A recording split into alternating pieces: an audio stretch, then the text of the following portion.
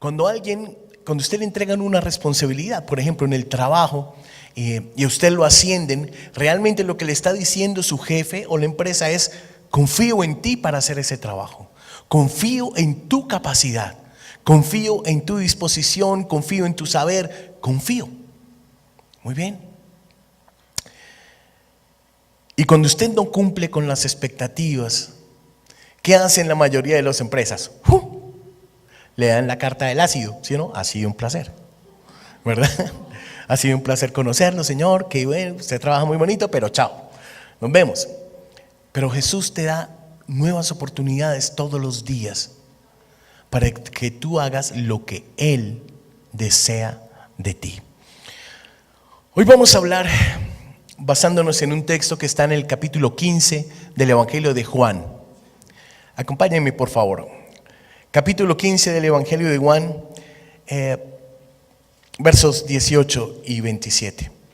18 al 27. Hay una cosa muy particular de este capítulo. Y es que el título, si usted lo ve en la versión de Reina Valera, dice: el odio de la gente. Si usted le preguntara, nosotros le queremos caer bien a todo el mundo, ¿cierto? Pero resulta que ser cristiano, ser discípulo de Jesús, no es un concurso de popularidad.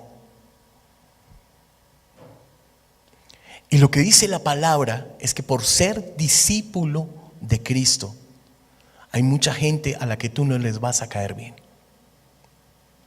Mucha gente que te va a odiar, mucha gente que te va a perseguir, mucha gente que te va a aborrecer. Y llegado a este punto, le voy a dar el título de esta predicación. Se llama Aborrecidos pero bendecidos. Amén. Aborrecidos pero bendecidos. Vamos a ir a la palabra directamente. El verso 18, Juan 15, dice: si el mundo os aborrece, sabed que a mí me ha aborrecido antes que a vosotros. Si fuerais del mundo, el mundo amaría lo suyo. Pero porque no sois del mundo, antes yo os elegí del mundo, por eso el mundo os aborrece. Acordaos de la palabra que yo os he dicho: el siervo no es mayor que su señor. Si a mí me han perseguido, también a vosotros os perseguirán. Si han guardado mi palabra, también guardarán la vuestra. Mas todo esto os harán por causa de mi nombre, porque no conocen al que me ha enviado. Si yo no hubiera venido, ni les hubiera hablado, no tendrían pecado, pero ahora no tienen excusa por su pecado. El que me aborrece a mí, también a mi Padre aborrece. Verso 24: si yo no hubiese hecho entre ellos obras que ningún otro ha hecho, no tendrían pecado, pero ahora han visto y han aborrecido a mí y a mi Padre. Pero esto es para que se cumpla la palabra que está escrita en su ley: sin causa me aborrecieron. Pero cuando venga el Consolador, a quien yo os enviaré del Padre, el Espíritu de verdad, el cual procede del Padre, Él dará testimonio acerca de mí. Y vosotros daréis testimonio también, porque habéis estado conmigo desde el principio. En la Nueva Traducción Viviente comienza ese verso diciéndolo de una manera particular y un poco más fuerte. Dice: si el mundo los odia. ¿Qué cree usted que significa el odio?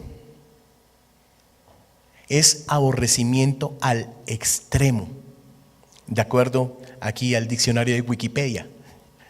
Aborrecimiento extremo, eso es el odio. Y si usted le preguntan: ¿tú quieres ser de estos que todo el mundo aborrece? ¿Quieres ser de estos que todo el mundo le carga tirria? El día de ayer estuve conversando con alguien, con dos personas, y le confieso, hermano, que en mi corazón había una predicación diferente. Yo le había dicho a mi esposa: mi amor, voy a predicar sobre esto. Pero después de que hablé con estas dos personas y que me comentaron cómo han sido perseguidas en su colegio, perseguidos en su trabajo, perseguidos de muchas maneras, el Señor me dijo: tienes que predicar es de esto, de que por mi causa los van a perseguir, por mi causa los van a aborrecer. ¿Y sabes por qué te van a aborrecer? Porque las tinieblas odian la luz y tú eres luz. Amén.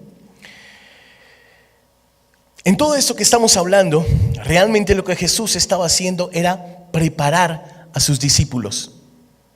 Era decirles, ¿sabes qué? Ser discípulo mío, por ser discípulo mío, tú no vas a tener la vida tan fácil. Te la van a poner difícil. Te van a odiar en donde trabajas, te van a odiar te va a odiar mucha gente de tus amigos que eran tus amigos, gente a la cual ayudaste, bendijiste de muchas maneras, también te va a odiar. Estaba diciendo el Señor, será extremadamente difícil. Te vas a encontrar con la hostilidad del mundo. ¿Alguna vez has sentido eso? Que hay hostilidad hacia usted y usted no sabe ni por qué. Ahorita vamos a llegar a ese pedacito donde dice, me aborrecieron sin causa. Muy bien. Acompáñame a Juan 15. Ahí mismo, versos 18 al 21. Jesús dice que el discipulado será un esfuerzo costoso. Y quien elija seguir a Jesús, quien elija ser su discípulo, debe soportar ese conflicto. ¿Sabes? Jesús explica este odio al mundo como una continuación del odio que a él personalmente le dieron aquí en la tierra. Así es que cuando te están odiando a ti, eso dice la palabra, realmente al quien están odiando, ¿a quién es? A Jesús. A Jesús. Y tú puedes ser lo más lindo, hermano. Tú puedes ser lo más tierno, pero el solo hecho de que seas discípulo de Cristo va a hacer que no le caigas tan bien a muchas personas. Va a hacer que no seas el más popular en tu oficina. Va a hacer que te hagan bullying, ¿es que se llama? Que te hagan bullying, que te la monten. Te van a decir, ay, es que este se cree más. Les decía ahorita que nos aborrecen porque somos luz. Acompáñenme a Juan capítulo 3 al verso 20. Lo vamos a leer de dos traducciones, de la Reina Valera y también de la traducción del lenguaje actual, que está un poquito diferente. ¿Qué hace la luz? La luz expone. Cuando usted llega, ¿verdad?, a una bodega, yo recuerdo cuando llegamos a este lugar no está como usted lo está viendo ahorita. Este lugar estaba en obra negra. Las paredes eran grises, el piso era gris, polvoriento, sin pulir. No había nada de esto. El techo que hay detrás de esas telas era curvo, había un eco impresionante, había desórdenes, había escombros, no sé qué. Entonces, cuando tú llegabas a este lugar, la primera vez que lo vimos fue de noche y encendías la luz. Si tú ves oscuras, pues no ves nada, piensas que todo está perfectamente. Pero cuando enciendes la luz, ves el desorden, ¿cierto? Ves las cosas que están mal. Vimos unas filtraciones de agua. En fin, hermano, cuando usted enciende la luz, usted lo ve todo. Y eso es lo que hace la luz, expone los hechos del mundo. Dice ahí en el capítulo 20 de Juan, capítulo 3, dice en el verso 20, perdóneme, porque todo aquel que hace lo malo aborrece la luz y no viene a la luz para que sus obras no sean reprendidas. En la traducción del lenguaje actual dice, todos los que hacen lo malo odian la luz y no se acercan a ella para que no se descubra lo que están haciendo.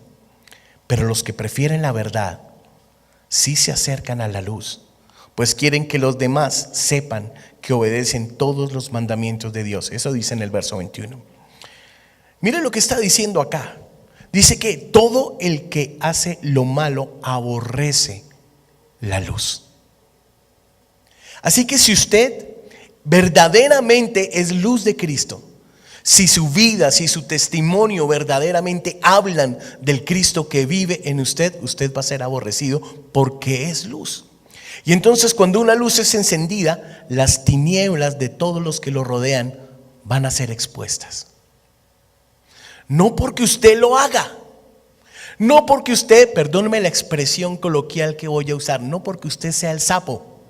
No, es porque usted es luz y la luz expone las tinieblas.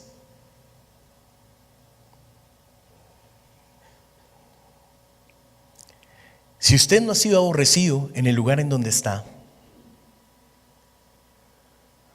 si usted es de esas personas que ha sido súper cordial con todas las personas y todo el mundo dice, ay, tan lindo, pero ninguno de ellos saben que usted sigue a Cristo, pues déjeme decirle que usted no está siendo la luz que Cristo espera que usted sea. Ninguno de los discípulos de Cristo era anónimo. Estaban expuestos a la vista de las personas. Todos podían ver que eran sus discípulos. Todos podían ver que eran sus seguidores. Toda la gente que a ti te conoce puede ver que tú eres discípulo de Cristo. Tu vida habla de que tú eres un discípulo de Cristo. Tus frutos hablan de que tú eres un discípulo de Cristo. Wow. La luz expone los hechos del mundo, pero no hace solo eso, sino que además de exponer lo malo de lo que está alrededor, también desenmascara al malvado. La luz desenmascara al malvado. Acompáñame a Juan capítulo 7, verso 7.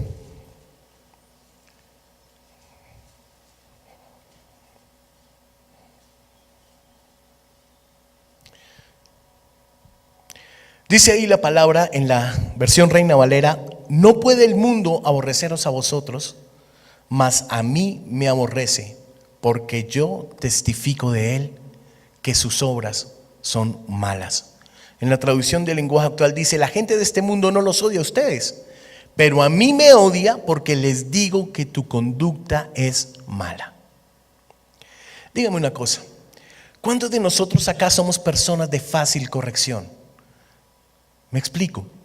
Si alguien, una persona, un superior, tu pastor, tu líder, tu coordinador, o simplemente un hermano te dice: oye, ven acá, te llama aparte y te dice: estás haciendo esto mal, ¿a cuánto les gusta?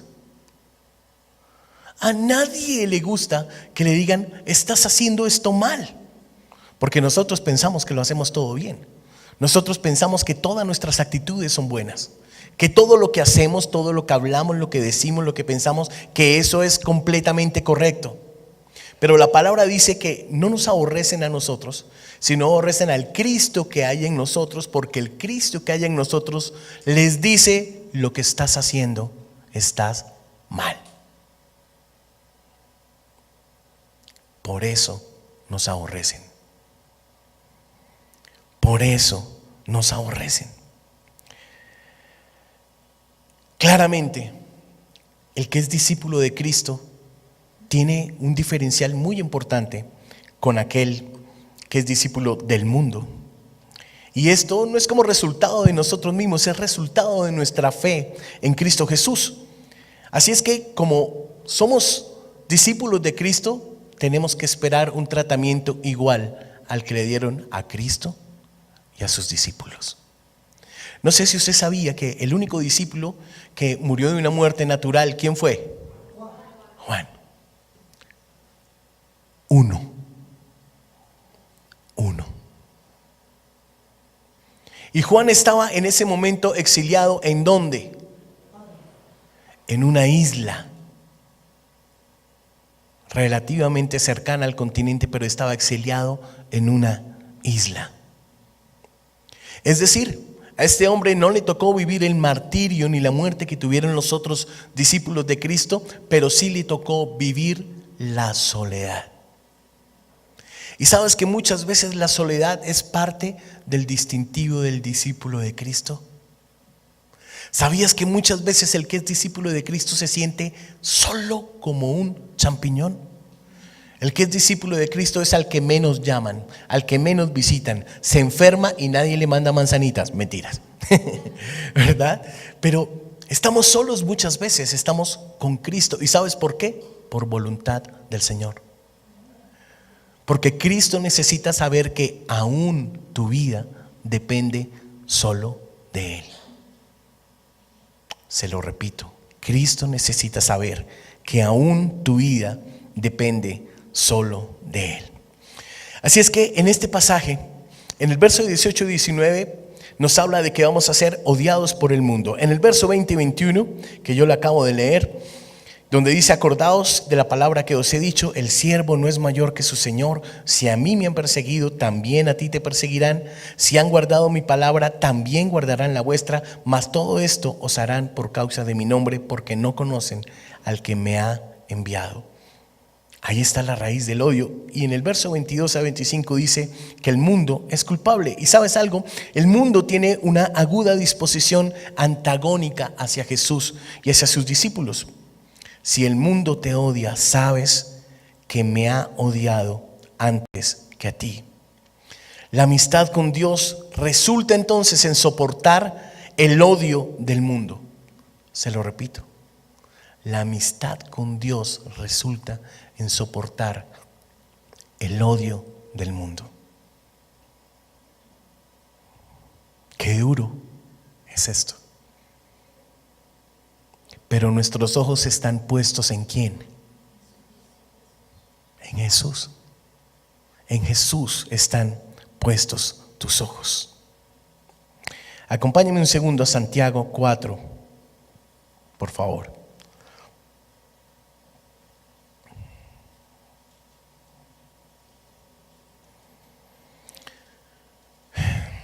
Usted sabe que en Gálatas nos habla de las obras de la carne. Hemos hablado muchísimas veces en este lugar de ese pasaje que está en Gálatas.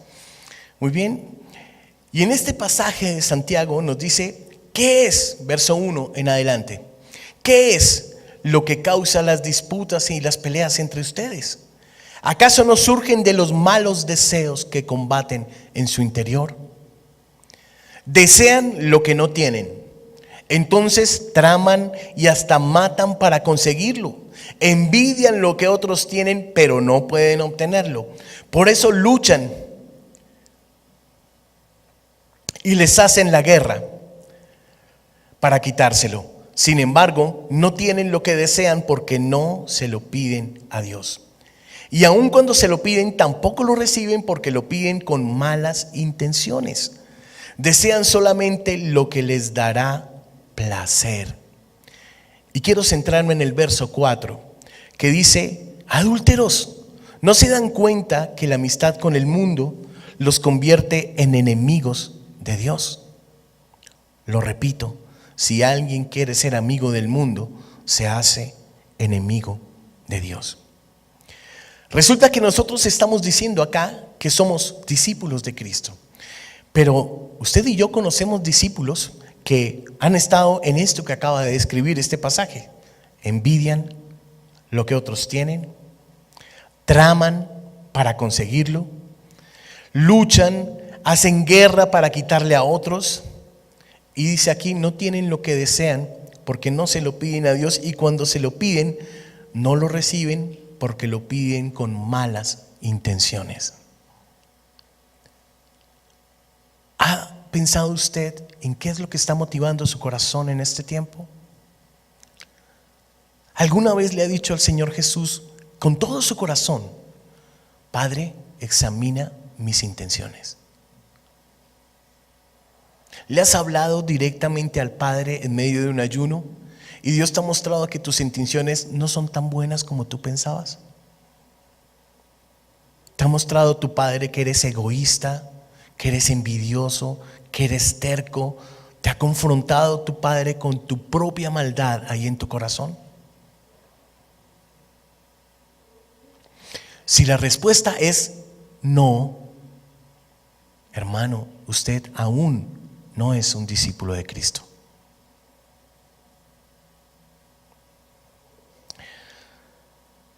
¿Saben por qué hay guerras y pleitos entre ustedes? Comienza ese pasaje. Una guerra es un conflicto. Y hay conflictos aún al interior de nuestra iglesia, de todas las iglesias. ¿Y sabe por qué hay conflictos? Por nuestra carnecita, porque somos expertos en alimentar nuestra propia carne. Y no sabemos que el Espíritu Santo de Dios fue dejado, el Consolador fue dejado a nosotros para que obráramos conforme Cristo quiere que obremos, no para hacer nuestra voluntad. Pero somos expertos en hacer nuestra voluntad, en todas las cosas. Dios te dice no y uno muchas veces es a torcerle el brazo al Señor. Ay, pero Señor, pero mira, pero ay, es que es tan lindo, Padre, es que si tú lo conocieras, yo lo voy a convertir. No, no, hermanos, la palabra es clara cuando dice no te unas en yugo desigual, pero nosotros queremos torcerle el brazo al Señor. Y cuando llegan las consecuencias, después decimos, ¿por qué no escuché? ¿Cuántas veces te han dado un consejo nuestros pastores o el Señor mismo en la palabra y te ha dicho, no te metas en esto? Y tú, ¡guaca! Como para demostrarle quién sabe a quién, no sé a quién le tienes que demostrar. Pero una vez más el Señor te dice, ¿eres mi discípulo? No te unas en yugo desigual. Sé cuidadoso. Sé cuidadoso. Acompáñame a Juan, capítulo 14, por favor.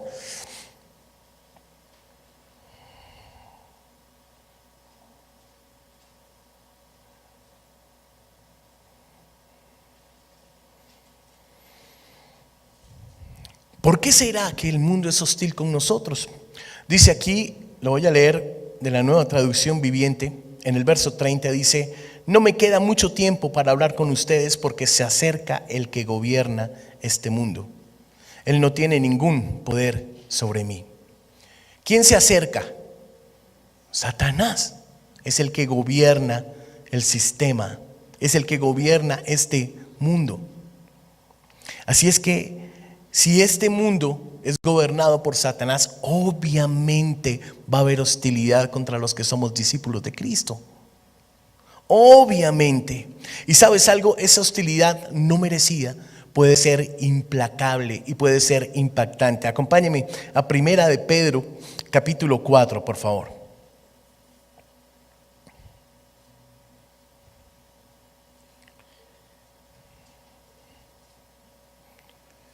Voy a leerlo primero de la Reina Valera y luego lo voy a leer de otra traducción. Dice ahí, amados, no os sorprendáis del fuego de prueba que te ha sobrevenido, como si alguna cosa extraña te aconteciese, sino gozaos por cuanto sois participantes de los padecimientos de Cristo, para que también en la revelación de su gloria os gocéis con gran alegría. En la traducción del lenguaje actual dice, queridos hermanos en Cristo, no se sorprendan si tienen que afrontar problemas que pongan a prueba su confianza en Dios. Yo le pregunto, ¿hay alguno aquí que en este momento, ahora, tenga un problema que está poniendo a prueba su confianza en el Señor? Yo creo que sí. Yo creo que sí. Y dice, no es extraño. Alégrate por tener ese problema. Alégrate de que puedas sufrir como Cristo sufrió.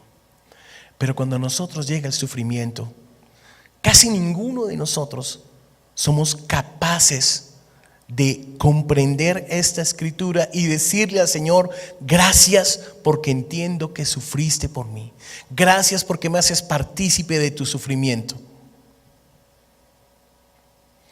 Hace poquito ¿hace cuánto estuviste predicando, Dani? ¿Como un mes? ¿Larguito tal vez? Dani nos comentaba cómo, para los que no conocen a Dani, Dani es misionera. Se congrega aquí con nosotros y ella estaba explicándonos cómo, en qué condiciones viven en esos campamentos y nos mostró las fotos de cómo viven ellos y nos contaba que les tocaba recibir a los refugiados en la playa y subirlos con maletas, con todo el equipaje para allá, ¿cierto? A donde estaba el campamento, y era una cosa bien extenuante porque no sé si usted sabe, pero cuando uno se va a mudar, ¿sí? Si empacó la maleta una mujer, esa maleta pesa un montón, hermano, ¿sí? ¿Verdad? Y le tocaba subir y bajar y ella decía que ya hay veces que no tenía ya fuerza, que le tocaba aguantar frío. ¿Se acuerdan el perrito que estaba ahí con ella? Y el niño, ¿cómo se llamaba el niño que estaba al lado tuyo? ¿Cómo? Osama. ¿Ok? Gracias, Santi. No es fácil sufrir, hermano.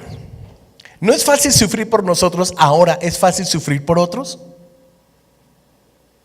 ¿Cierto que no? Pero usted y yo decimos que somos discípulos. Se nos llena la boca diciendo que somos discípulos.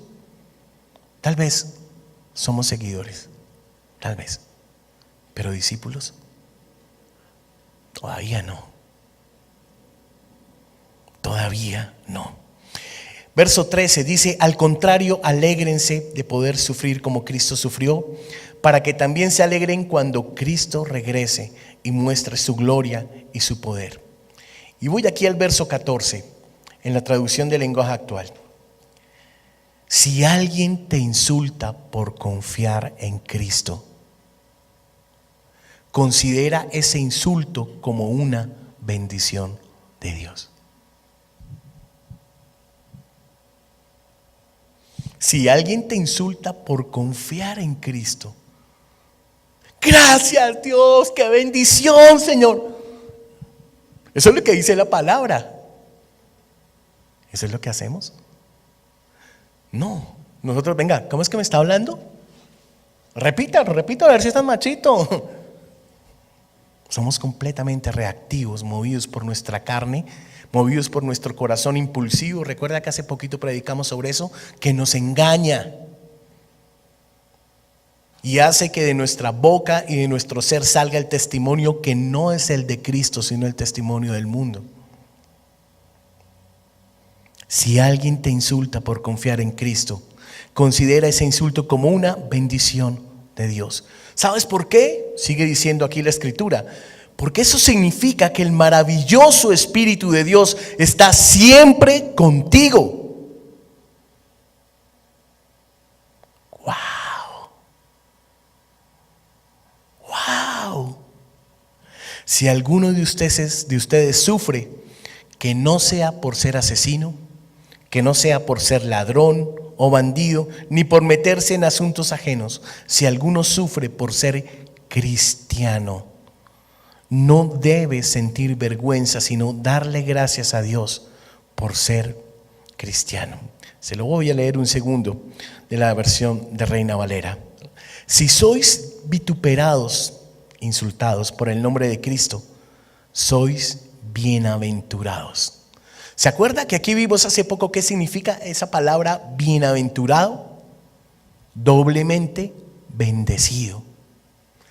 O sea que cada vez que te persiguen, te insultan, te hacen la guerra, te la tienen montada, eres doblemente bendecido. Doblemente bendecido. El maravilloso Espíritu de Dios está siempre con ustedes. Si alguno de ustedes sufre por ser cristianos, darle gracias a Dios. Ahora bien, ¿en qué nos diferenciamos los discípulos de Cristo de los discípulos del mundo? ¿Verdad? En que los discípulos de Cristo deberíamos mostrar amor mutuo. Somos hermanos. Tenemos un papá arriba que nos hizo hermanos a todos. Y los discípulos del mundo se distinguen por su odio hacia nosotros, ¿sí? Hacia todo lo que representa a Cristo. Y usted es un embajador, un representante de Cristo aquí en la tierra. Así es que usted está en el ojo, en la mira ahí del enemigo. No se deje deprimir, hermano. Tenemos un Dios poderoso, pero ese Dios actúa con una lógica completamente diferente a la que actúa el mundo. Y es lo que tenemos que entender. Tal vez usted se imagina que cuando lo están insultando salga un trueno grandote del cielo, ¡pah!, caiga ahí sobre la persona que lo está insultando y dice: para que aprenda que tengo un Dios poderoso. Tal vez usted lo piensa de esa manera, pero esa no es la lógica de Cristo. No es la lógica de Cristo. Si los discípulos de Jesús debemos notarnos por nuestro amor mutuo, ¿sabe qué significa amar a su hermano? Tal vez nosotros estamos acostumbrados a amar únicamente a nuestro círculo familiar. Amamos a nuestros hermanos, hermanas, nuestros papás. A veces el amor es un poquito más grande y llama a sus tíos, a sus abuelos, ¿cierto? Y todos en la familia, todos nos vemos súper bonitos porque nos amamos. Pero amar a tu hermano significa que ese hermano que tú no conoces, debes tener la capacidad de entregarle lo mismo que tú le entregas a aquel que conoces y es cercano a ti, porque también es tu hermano. Hay una cosa muy particular que le agradezco al Señor, y es que los misioneros tienen un corazón diferente, porque ellos van a servir a hermanos que nunca jamás han visto en su vida, que no conocen. Es más, van a servir aún a aquellos que no son sus hermanos, pero Dios pone oportunidad para predicar el evangelio y la palabra no regresa vacía. Recuerdo que hace un tiempo le compartí sobre un amigo que es misionero en el Líbano. Y este amigo Daniel vive en una calle que es cerrada, ¿cierto? Predicar el evangelio en el Islam es algo muy peligroso, más en este tiempo. Y él, cada vez que sale de su casa, le tiran tomates, huevos podridos, las sobras de la comida a él y a su esposa. Y cuando van llegando, como que tuvieran ahí el vigía, ¿no? ¡Hey, ya llegaron! Y todo el mundo va por sus desperdicios y van pasando, entrando por la calle y otra vez. Pero curiosamente, esos mismos que les tiran las cosas, que los llenan de basura y de inmundicia, curiosamente, cuando les ha faltado la provisión de parte de la persona que los patrocina o la iglesia que los patrocina acá, esos mismos son los que le llevan la provisión, la comida, las tortas y todas las cosas. El Señor provee de maneras insospechadas. Ahora yo te pregunto, ¿tú quisieras que el Señor te proveyera de esa manera? ¿Cierto que no? ¿Verdad? Pero el Señor usa los instrumentos más inesperados. Aun cuando nos odian y nos aborrecen, el Señor es capaz de mostrar su gloria y su bondad. Amén. Si usted es discípulo de Cristo, usted es capaz de mostrar una alegría diferente, aun cuando esté en la tempestad y en la tormenta más bárbara. ¿Se acuerda de esa escritura que dice que su paz sobrepasa todo entendimiento? Aún nosotros que conocemos a Cristo, cuando vemos a estas personas que sufren lo que están sufriendo, ¿sí? Decimos, pero ¿cómo puede estar gozoso? ¿Cómo puede estar cantando mientras lo están quemando ahí en medio de brasas y le están pegando? ¿Cómo puede tener gozo esta persona? Porque es que este hombre no los está mirando a ellos, está mirando a Jesús. Recuerdo un pasaje que está en el libro de Daniel, donde Sadrac, Mesach y Abednego, ¿se acuerda de eso? Son enviados por el rey al horno de fuego. Y entonces dice ahí la palabra que el horno lo calentaron 7 veces más de lo que normalmente lo calentaban. Estaba tan increíblemente caliente que cuando el guardia abrió la puerta del horno para meterlos a ellos, el guardia murió de inmediato. Y dice la palabra que metieron a estos hombres al horno, pero que ellos en medio del calor estaban ahí como, está rico, está bueno, ¿sí? Y decía que había un cuarto, decía el rey, se asomó para ver qué era lo que estaba pasando con ellos, y ellos caminando frescos, relajados. Y decía, oiga, pero un momentico, pero no metimos a 3, ¿será que se nos fue un guardia ahí? Y dice, no, hay un cuarto, y decía el rey, y es semejante, el aspecto es semejante a los dioses. ¿Quién era el que estaba en el horno con estos 3? Era Jesús.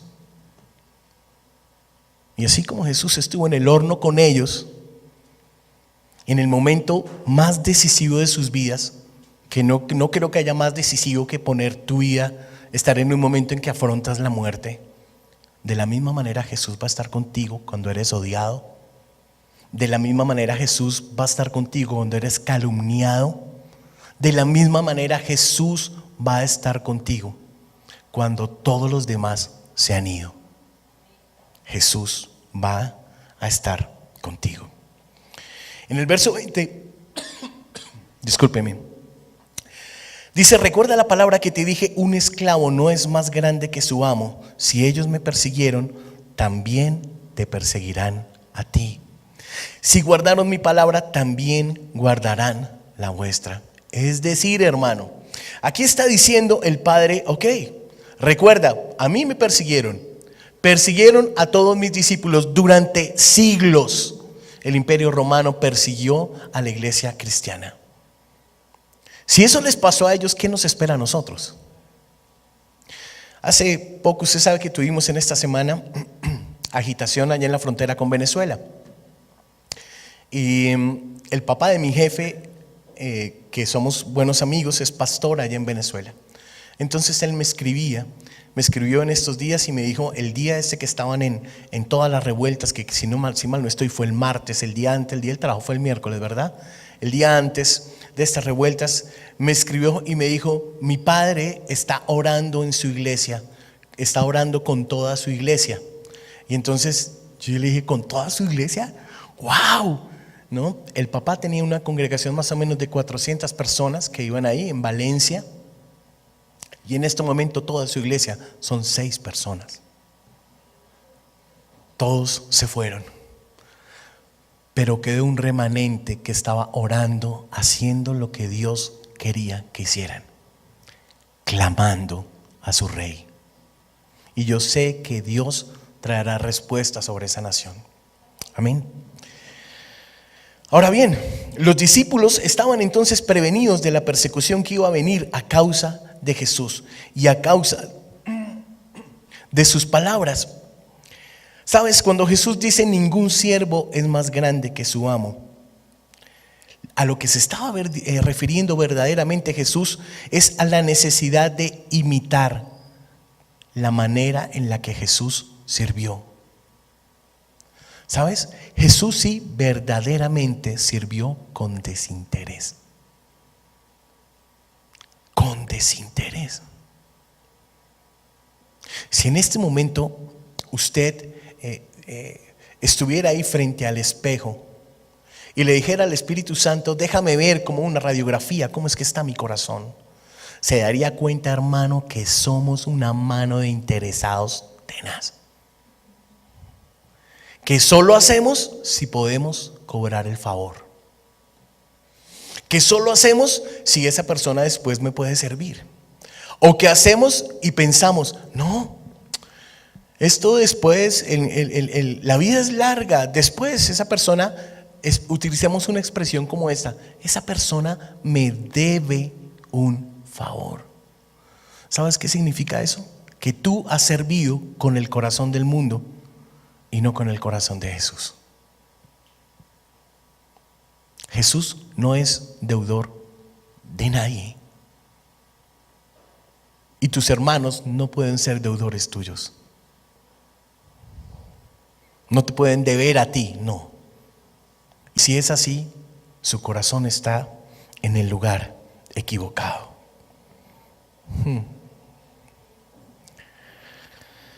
El verso 21 dice, pero todas estas cosas te harán por mi nombre, porque no conocen al que me envió. Es decir, la fuente del odio del mundo contra nosotros es Jesús. Sencillo. Puede que tú no te la pases hablando de Jesús. Puede que todas tus publicaciones del Face y todas tus redes sociales no se la pasen hablando de Jesús, pero tu fruto y tu persona y tu testimonio hablan de Jesús. Y el mundo odia eso. El mundo odia que tú no corras con ellos a deleitarte en lo que ellos se deleitan. ¿O no te han dicho los que están trabajando, ay, escúcheme, pero es que usted no va a nada? Usted no comparte las actividades de la empresa. Recuerdo yo que en la empresa donde mi esposa trabaja celebran esas fechas comerciales, ¿no? Incluido el Día de las Brujas. Y entonces acostumbran a disfrazarse todos, ¿no? Por pisos y dan premios con todo. Y entonces una vez la persona de recursos humanos le dijo, oye, vente, ¿y tú por qué no? ¿Qué? ¿Es que usted tiene coronita o qué? ¿Es especial o qué? Entonces le dije, no, yo no comparto eso. Yo soy de Cristo. ¿Cuántas cosas haces tú que compartes y son cosas del mundo y no de Dios? Y le hablo especialmente a los jóvenes. ¿Verdaderamente todo lo que tú haces, tú piensas que Jesús lo haría? ¿Tú piensas eso?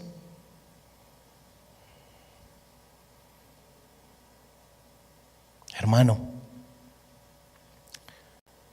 El Señor nos dejó el Espíritu Santo de Dios para que pudiéramos tener discernimiento. Y el discernimiento va creciendo en la medida que va creciendo su conocimiento de Dios. Me explico, su discernimiento va a crecer en la medida que usted se meta a estudiar la palabra de Dios. Y cuando usted estudia la palabra de Dios, conoce el corazón de Dios. Y le va a dar temor ofender y herir el corazón del Padre que lo ha llamado a su servicio.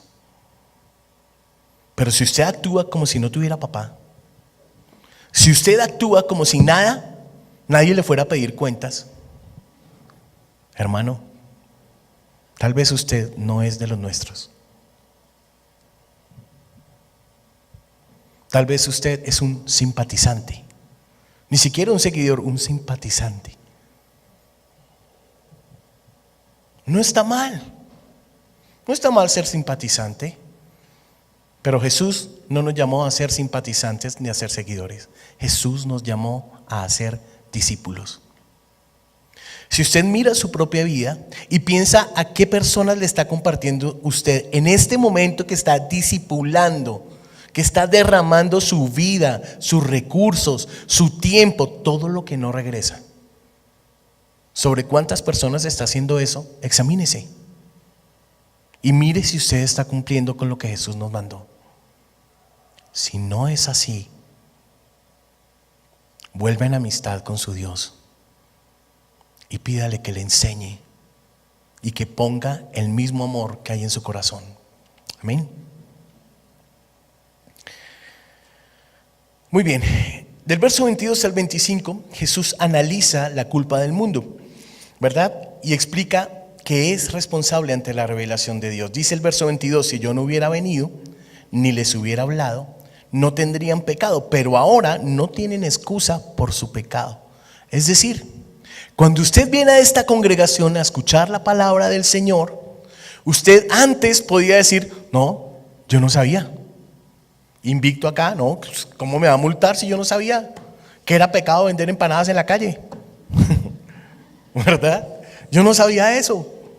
Pero ahora que sí sabes, ahora que Cristo vino, ahora tú ya no tienes excusa para pecar.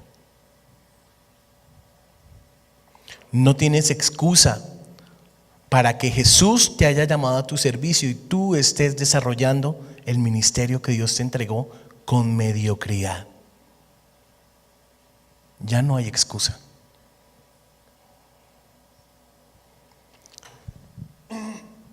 En un trabajo que tuve hace un tiempo, tenía un jefe que era sumamente estricto, sumamente estricto. Era el segundo día de mi trabajo, ni siquiera me habían comenzado a dictar. Usted sabe que uno llega a un trabajo y le dictan una capacitación, ¿no? Entonces te dicen, y en esa capacitación te dicen tus funciones son estas, vas a hacer esto así, tan, y uno, pues cuando uno llega a un trabajo uno es todo esforzado, uno es el más colaborador, no, venga, yo lo ayudo acá, no, sí, lo que necesite, porque así somos cuando estamos estrenando trabajo.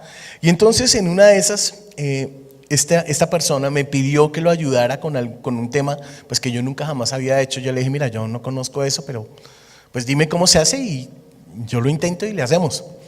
Y entonces él me explicó ahí más o menos tan, y se fue. Me explicó como en 3 minutos y se fue. No, esto nos vemos a las 5 de la tarde. Entonces a las 5 de la tarde llegó y yo lo hice como él me dijo. Y cuando él vio el trabajo, llega, se queda mirando y me dice, no, qué mediocridad. Usted es muy mediocre. ¿Usted cómo cree que yo me sentí, hermano? ¿Ha pensado alguna vez que Jesús lo cite en un café a las 5 de la tarde y te diga, vamos a evaluar cómo está tu ministerio? Vamos a evaluar cómo está tu vida. Te he enseñado esto y esto. Llevas tantos años capacitándote para ejercer y no estás haciendo nada. ¿Qué tal que Jesús te mirara a los ojos hoy y te dijera, wow, no me veo a mí en ti? ¿Qué tal que Jesús te mirara hoy y te dijera, yo no te elegí, para ser un mediocre en tu llamado. No te elegí para ser un cristiano mediocre, que jamás lee la palabra, que jamás ora, que jamás me busca. Yo no te elegí para eso.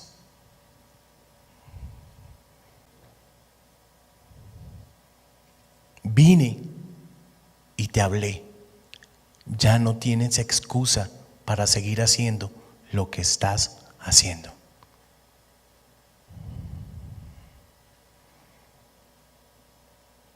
Yo sé que el Señor está hablando a alguien aquí.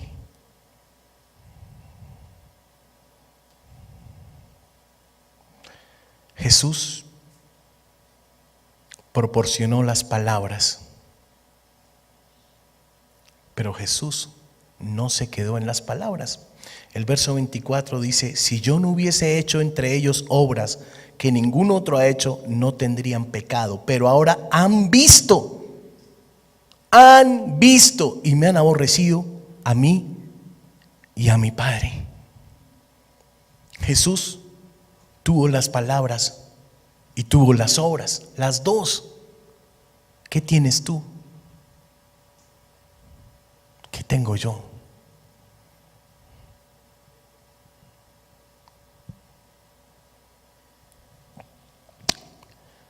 Mis obras son tan cortas, hermano. Yo no puedo evaluar aquí sus obras, pero Jesús sí. Pero le puedo decir que mis obras han sido infinitamente cortas para lo que Dios espera.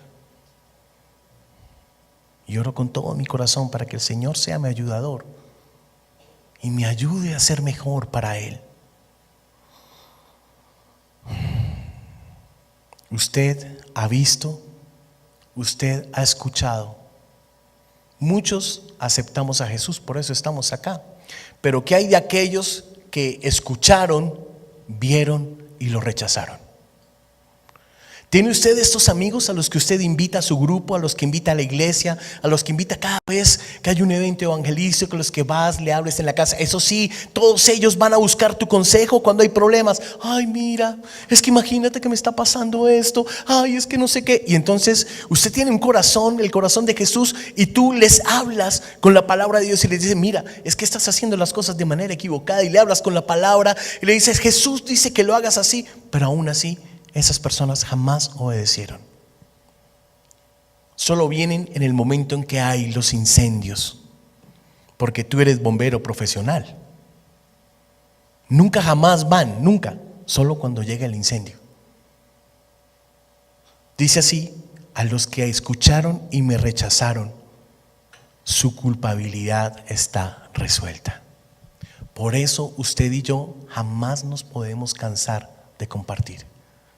Usted sabe que con mi esposa, con algunos del grupo acá, tenemos un grupo en Cajicá, ¿verdad? Y cuando el Señor nos dio la dirección de abrir este grupo, nosotros pensamos, ¿no? Uno piensa, tú vas a abrir un grupo y uno dice: ay, todos estamos en la iglesia, va a ser fácil, todos son cristianos. Mentiras, hermanos. Cristianos solo somos 3 de 17 y los otros son católicos, ¿verdad?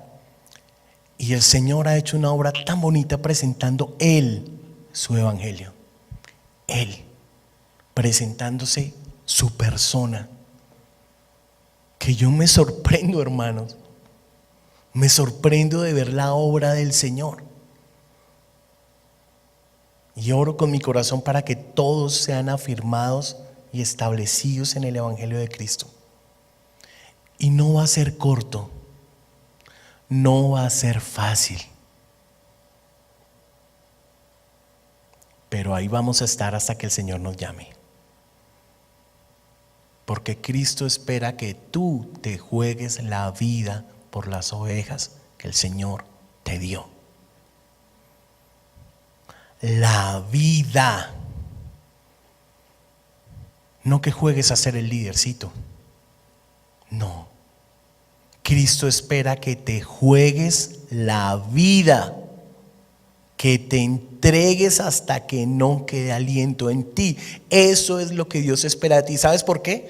Porque Él se entregó por ti hasta que no hubo aliento. en Él.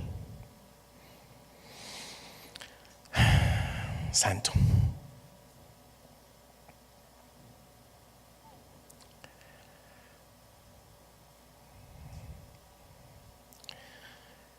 ¿Sabes? En el verso 25 dice: pero han hecho esto para cumplir con la palabra que está escrita en su ley, me odiaron sin causa. Les serví y aún así me odiaron. Les di y aún así me odiaron. Me entregué y aún así me odiaron. Estuve con ellos en el momento de enfermedad y aún así me odiaron. Les di todo y aún así me odiaron. Una de las personas con las que hablé ayer me decía: Paz, pero es que yo no sé qué les hice. Yo no sé qué les hice. Y eso me odian. Le hacen bullying todo el tiempo ahí hablando en los puestos alrededor de su sitio de trabajo, ¿verdad? Le chismosean el celular. Mejor dicho, hermanos, unas joyas. Unas joyas. Si Cristo dice que aborrecieron sin causa, pues, y es nuestro Señor, entonces, ¿qué te espera a ti y a mí? ¿Qué nos espera? Que nos aborrezcan también. Que nos aborrezcan también. Wow.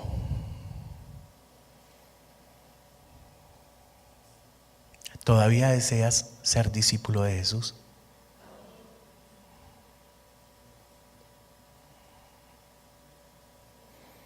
¿Qué va a pasar cuando salgas el día de hoy? ¿Qué vas a hacer en las semanas siguientes a esta predicación? Termino con esto. Juanpa, ¿dónde está Juanpa? Dice la palabra en el verso 26: pero cuando venga el Consolador, a quien yo os enviaré del Padre, el Espíritu de verdad, el cual procede del Padre, Él dará testimonio acerca de mí. Y el verso 27 dice: y vosotros daréis testimonio también, porque habéis estado conmigo desde el principio. Cuando venga el Consolador. ¿Recuerda aquella primera vez que el Consolador vino? ¿Recuerda ese momento en que estaban todos los discípulos unánimes orando? Unánimes. ¿Recuerda eso? ¿Hace cuánto nosotros no nos reunimos para estar unánimes en el Espíritu? ¿Hace cuánto escuchamos las oraciones? Y tú escuchas, yo escucho a todos orar, pero veo que no hay el mismo corazón en todos. Cuando venga el Consolador, a quien yo os enviaré del Padre, el Espíritu de verdad, el cual procede del Padre, Él les dará testimonio acerca de mí.